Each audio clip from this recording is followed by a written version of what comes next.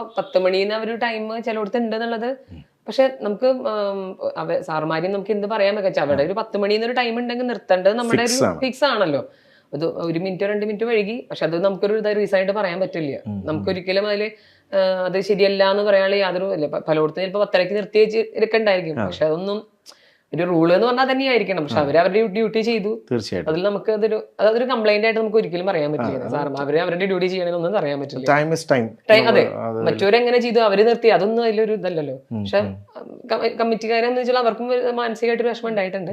പക്ഷെ അത് അവർക്കും അതാ എന്താ എനിക്കല്ല അറിയാം, പറയേണ്ടത് എന്താന്ന് അറിയില്ല. പക്ഷെ എനിക്ക് തോന്നുന്നു അതുകൊണ്ടും കൂടെ ആണ് ഇപ്പം ഒരുപാട് പേര് അല്ലേ. ഗംഗുട്ടി അമ്മ നന്നായിട്ട് പാടൂല്ലേ? ഇല്ലേ? അങ്ങനെ നമുക്കൊരു പാട്ട് പഠിപ്പിച്ചല്ലോ. ഏത് പാട്ടാ അമ്മ ഏറ്റവും കൂടുതൽ പാടും? അല്ല ഏറ്റവും അടിപൊളിയായിട്ട് പാടും? നന്നായിട്ട് ഗംഭീരമായിട്ട് ആണ്. അങ്ങനെയുണ്ടെങ്കിൽ നമുക്ക് ഏതെങ്കിലും ഒരു സോങ് പാടിയാലോ? പുലരാൻ തുടങ്ങുമൊരു രാത്രിയിൽ തനിയെ കിടന്നു മിഴിവാർക്കവേ ഒരു നേർത്ത തിന്നലലിയോടെ വന്നു നിറുകിൽ തലോടി മാഞ്ഞു, നിറുകിൽ തലോടി മാഞ്ഞു. ഒരു രാത്രി കൂടി വിടവാങ്ങവേ ഒരു പാട്ടുമൂളി വീഴവേ. ബ്യൂട്ടിഫുൾ ആയിട്ട് പാടി, ഗംഭീരമായിട്ട് പാടി. ഫുൾ ടീം ഒരു കൈയ്യടി കൊടുക്കണം. അപ്പോൾ ഇനി അടുത്തത് നമുക്ക് ഗംഗക്കുട്ടിയുടെ ഫസ്റ്റ് ഇൻട്രോയിൽ ഞങ്ങൾക്ക് വേണ്ടി ചെറിയൊരു വയലിന് ഒന്ന് വായിച്ചു തന്നു.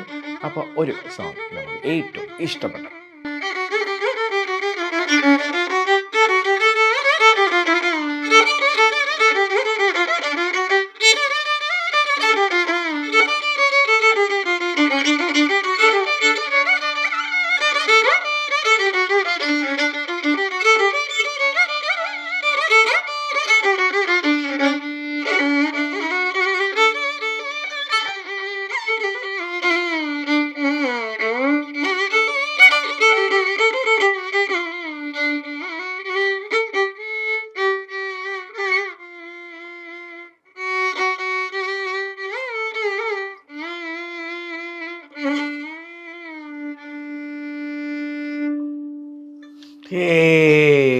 ശരിക്കും ഈ നല്ല പാട്ടും അല്ലെങ്കിൽ ഇതുപോലുള്ള വയലിൻ വായിച്ച കേൾക്കുമ്പോൾ നമുക്ക് തോന്നുന്നൊരു കാര്യം തീരരുതേ എന്നുള്ളൊരു കാര്യമാണ് കേട്ടോ.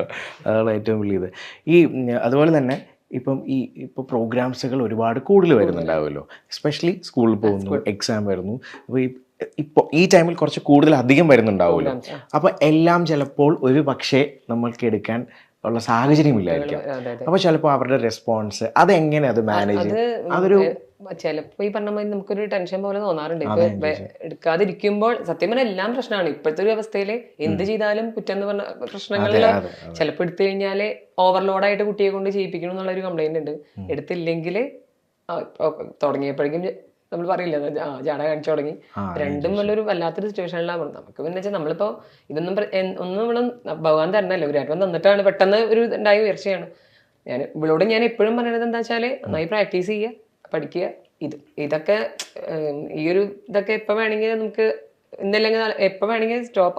നമ്മുടെ ഒന്നല്ല ഭഗവാന്റെ. അപ്പൊ അതൊന്നും ഇപ്പൊ നമ്മൾ ഇതന്നെ നാളെ ചിലപ്പോൾ അത് കിട്ടിയില്ല ഒരു വിഷമം ഉണ്ടാവരുത്. നമുക്കിപ്പോ എന്താ വെച്ചാൽ ഇതിൽ നല്ലൊരു ജ്ഞാനം ഉണ്ടാവുക. ഞാൻ പറയുന്നത് വെച്ചാൽ എന്ത് ചോദിച്ചാലും മ്യൂസിക്കിനെ കുറിച്ച് പഠിച്ചു കഴിഞ്ഞാൽ അത് എന്ത് ചോദിച്ചാലും തിരിച്ച് നമുക്ക് ആൻസർ ചെയ്ത് കിട്ടണം. രാഗത്തിനെ കുറിച്ച് കുറിച്ചാലും എന്ത് ചോദിച്ചാലും എനിക്ക് പിന്നെ പാട്ട് കേൾക്കണം, ഇന്നലെ എന്തൊക്കെ ചെയ്യാൻ പറ്റും അത് കേട്ട് എനിക്ക് തിരിച്ചു കിട്ടണം. സത്യം പറഞ്ഞാൽ അതിനു വേണ്ടി ഞാൻ പഠിപ്പിച്ചു തുടങ്ങി തന്നെ. എന്തൊക്കെ അതേമാതിരി അതാണ് മെയിൻ. അത്രേ ഉള്ളൂ. അല്ല നമുക്കിപ്പോ നാളെ ഇത് തന്നെ വേണം അങ്ങനെ അതെന്താ ആഗ്രഹം ഇല്ലാഞ്ഞിട്ടല്ല. പക്ഷെ അത് വിചാരിച്ചിട്ട് അങ്ങനെ ഇല്ലാന്ന് വിചാരിച്ചിട്ട് വിഷമിച്ചിട്ട് അങ്ങനത്തെ എന്തായാലും അങ്ങനെ ആവരുത് എന്നുള്ളതാണ് ഞാൻ അവളെ പഠിപ്പിച്ചിട്ടുള്ളത്. പിന്നെ അഹങ്കാരം ഉണ്ടാവാതിരിക്കുക, എപ്പോഴും അത് കീപ്പ് ചെയ്ത് പോവുക, അതാണ്. അല്ല അറിയില്ലല്ലോ ഇപ്പൊ നമ്മുടെ മക്കളായിട്ട് ആവില്ല എന്ന് അങ്ങനെയൊന്നും പറയാൻ പറ്റില്ല. റെസ്പെക്ട് ചെയ്യുക, എല്ലാവർക്കും അത് കൊടുക്കുക, അങ്ങനെയൊക്കെ പറയാൻ കൊടുക്കുക. അത്രയൊക്കെ തന്നെ ഉള്ളു. പിന്നൊക്കെ അവര് തന്നെ മനസ്സിലാക്കട്ടെ. ഇപ്പം ചില കമ്പനിയിലൊക്കെ നമുക്ക് കാണാം, ഇപ്പം ടെസ്റ്റിങ്ങിലൊക്കെ തന്നെയാണ് ഇപ്പം മുതിർന്ന ആരെങ്കിലും കൂടെ വേണം ടെസ്റ്റിങ്ങിൽ ഇരിക്കാനും കാര്യങ്ങളും ഒക്കെ. മോള് ഇതെല്ലാം തന്നെ ചെയ്യുന്നുണ്ട്.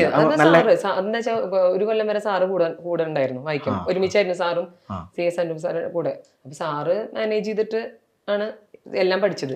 ശരിക്കും സാറ് നമുക്കിപ്പൊ കാണുമ്പോ അറിയാം സാറ് എങ്ങനെ വായിക്കണോ അതേപോലെ തന്നെയാണ് അവള് സ്റ്റേജിൽ വായിക്കണം. സാറിന്റെ അതേ ഇതൊക്കെയാണ് അവൾക്ക് കിട്ടിയേക്കുന്നത്. അപ്പൊ ആ ഒരു കൊല്ലത്തോണ്ട് ഒരുപാട് കാര്യങ്ങൾക്ക് ഇവള് സാറ് പ്രിപ്പയർ ചെയ്ത് പഠിപ്പിച്ചു. അപ്പൊ അവളെ കൂടി ഇപ്പൊ നൊട്ടേഷൻ എഴുതാനൊക്കെ ഒരു പാട്ട് ഇട്ടപ്പോ തന്നെ അവള് ചെയ്യുന്ന പറയുന്നത് സത്യമാണ്. അപ്പൊ എനിക്ക് തന്നെ നൊട്ടേഷൻ പറഞ്ഞു കൊടുക്കാനല്ലേ, പാട്ട് പാടി കൊടുക്കും. അപ്പൊ അവൾ എന്നെ നൊട്ടേറ്റ് ചെയ്യുന്നത് അത് സാറ് പഠിപ്പിച്ചതാണ്. സാറ് പഠിപ്പിച്ചാൽ മീൻസ് ഓൾറെഡി നമുക്കത് വേണം, അത് ഒരു സെൻസ് വേണം. പക്ഷെ അത് നോട്ട് എഴുതാന്നൊക്കെ പറഞ്ഞു കഴിഞ്ഞാൽ അത് സാറ് ചെയ്യിപ്പിച്ച് സാർ തന്നെയാണ്. ബേസിക് ഗ്രാഹ്യം വേണം, കുറച്ച് വേണം, അത് വേണം. അതൊക്കെ ഭഗവാൻ ഒരു തരില്ല, നമ്മൾ പറയില്ല അത് കിട്ടി, അത് ഓൾറെഡി ഉണ്ടായിരിക്കും കുറച്ച്, അതുകൊണ്ടാണ് എഴുതാനുള്ള ഒരു ഇത് വരുന്നത്. പക്ഷെ ആ എഴുതാനൊരു ഇത് വേണ്ടേ, നമ്മൾ നന്നായി പഠിക്കുന്നുണ്ട്, നമ്മളെ പഠിപ്പിക്കണ രീതി ഉണ്ടല്ലോ സാർ നന്നായിട്ട്. ഗുരു സാറ് സാർ ഇപ്പൊ നല്ല പ്രൗഡായി കാണുമല്ലോ അല്ലെ, നേരത്തെ ചോദിച്ച പോലെ. കാരണം എല്ലായിടത്തും ഔട്ട്സൈഡ് ഇന്ത്യ ആണെങ്കിലും എല്ലായിടത്തു നിന്നും ഈ ഒരു ഹാപ്പിനെസ് മോൾക്ക് വരുന്നു അല്ലേ, ഒരു എത്രയോ ഭയങ്കര സന്തോഷമല്ലേ. അതിൽ ഇപ്പം ഞാൻ ചോദിക്കുകയാണെങ്കിൽ ഏറ്റവും ഹാപ്പി ആയിട്ടുള്ള ഒരു, എല്ലാവരും പറയുമ്പോൾ നമുക്ക് സന്തോഷമാണ്, ഇന്ന ഡിഫറൻസ് ഇല്ല, എങ്കിലും ഞാൻ ചോദിക്കുകയാണ് ഏറ്റവും കൂടുതൽ നമുക്ക് ഹാപ്പിനെസ് കിട്ടിയ ഒരു കോൾ അല്ലെങ്കിൽ ഒരാൾ വന്ന് പറയുക, അത് ഏതായിരിക്കും എന്ന് ചോദിച്ചാൽ? ഇവള് പറഞ്ഞ മാതിരി ഏറ്റവും അപ്രീസിയേഷൻ വേണ്ടത് ഇവർ പഠിപ്പിച്ച ഗുരുക്കന്മാരെന്നെ വിളിക്കാൻ ഏറ്റവും ഇമ്പോർട്ടന്റ്. ഇവര് ഇപ്പൊ 3 ടീച്ചേഴ്സിന്റെ അടുത്ത് പഠിച്ചു. ഇപ്പം വേറെ സാറിന് ഇപ്പൊ നമുക്ക് ഒരാളുടെ ഓരോ രീതി ആളുടെ അങ്ങനെയാണ് പറയുക. ഇപ്പൊ 3-4 ടീച്ചേഴ്സായി. അപ്പൊ ഇവരുടെ ഒക്കെ ഒരു വിളിച്ച് അത് പറയാന്ന് പറഞ്ഞു കഴിഞ്ഞാൽ ഏറ്റവും വലിയ, അവളെ വെച്ചിട്ട് ഏറ്റവും വലിയ തന്നെയാണ് വേണ്ടത് പഠിപ്പ ടീച്ചേഴ്സിന്റെ ഒരു ഗുരുത്വം. പിന്നെ ഇവള് വിളിച്ചിട്ട് ജയറാം സാർ വിളിച്ചിട്ടുണ്ട്. ജയറാം സാറ് പ്രാവശ്യം വിളിച്ചിട്ട് സംസാരിച്ചിട്ടുണ്ട്. പിന്നെ മാധവൻ സാർ പിന്നെ മെസ്സേജ് അയച്ചിട്ട് സംസാരിച്ചിട്ടുണ്ട്. പിന്നെ സുരേഷ് ഗോപി സാറിനെ നേരിട്ട് കണ്ടിട്ടുണ്ട്. സാറ് കാണണം എന്ന് പറഞ്ഞിട്ട് ഞങ്ങൾ പോയിട്ടുണ്ടായിരുന്നു. അപ്പൊ അങ്ങനെ കണ്ടു. സാറ് പറഞ്ഞ മാതിരി സാറിന് മുന്നിൽ നിന്ന് വായിക്കാനുള്ള ഒരു ഭാഗ്യം ഉണ്ടായി. പിന്നെ ഉണ്ടായിരുന്നു. പിന്നെ നമ്മള് കർണാടക മുഖ്യമന്ത്രി സാറിന്റെ അവരുടെ മുന്നിൽ നിന്നൊക്കെ ഒരുപാട് ജയൻസിന് മുന്നിൽ നിന്ന് വായിക്കാൻ പറ്റിയിട്ടുണ്ട്. പിന്നെ ഏറ്റവും നമുക്ക് ഗണേഷ് ഭുവനേഷ് സാറുണ്ട്. അവളെ ഭയങ്കര ഇഷ്ടം അവൾക്ക്. സാറിനായിട്ട് സംസാരിച്ച് പിന്നെ അവിടെ ഭയങ്കര ഹാപ്പിനെസ്, അതൊരു ഭയങ്കര സന്തോഷമുള്ള ഇഷ്ടമുള്ള. ജയറാം സാറൊക്കെ അതന്നെ പറഞ്ഞത്, മോളെ നന്നായിട്ട് വായിക്കുക, പ്രാക്ടീസ് ചെയ്യുക. പിന്നെ എല്ലാവരുടെ നീ ഇപ്പൊ എങ്ങനെയാണോ പോണത് അതേമാതിരി തന്നെ പോവുക. അതായത് നാളെ ഒരു അഹങ്കാരമായിട്ടോ ഒന്നും ഞാൻ എന്തൊരു ഭാവം ഉണ്ട് എന്നുള്ളത് ഒരിക്കലും ആവരുത്. അതന്നെയാ നമുക്ക്, അതെല്ലാവർക്കും അതന്നെയാ പറയാനുള്ളൂ. എപ്പോഴും അങ്ങനെ ഈ ഒരു ഇതിൽ തന്നെ പോണം. ഇപ്പോഴത്തെ എന്താണോ അതിന്റെ അതിൽ തന്നെ വലുതായാലും അത് കീപ്പ് ചെയ്ത് കൊണ്ടുപോവുക, അതാണ് മെയിൻ കാര്യം. അച്ഛൻ എന്ത് പറയുന്നു? അച്ഛന്റെ സന്തോഷം അല്ലെ, അച്ഛന്റെ കൂട്ടുകാരുണ്ടാവും അല്ലെ, അച്ഛന്റെ അടുത്ത് എന്തൊക്കെയാണ്? അച്ഛനല്ലേ നമ്മളെ അങ്ങനെ താങ്ങിക്കൊണ്ട്, അതെ, എല്ലാത്തിന്റെ ഒരു സപ്പോർട്ട് അല്ലേ. ബിസിനസ്സാണ് ദുബായില്. അതൊക്കെ സ്റ്റോപ്പ് ചെയ്തിട്ട് ഞങ്ങളെ കൊണ്ടുപോകാൻ വേണ്ടിട്ട് അതിന് വേണ്ടി വന്ന് നിൽക്കണത് അവിടെ. മോക്കൊരു, അതായത് എന്തെങ്കിലും ഡ്രീം ഉണ്ടോ? ഏതെങ്കിലും ഇപ്പൊ ഒരു ചാനലിൽ ഒരു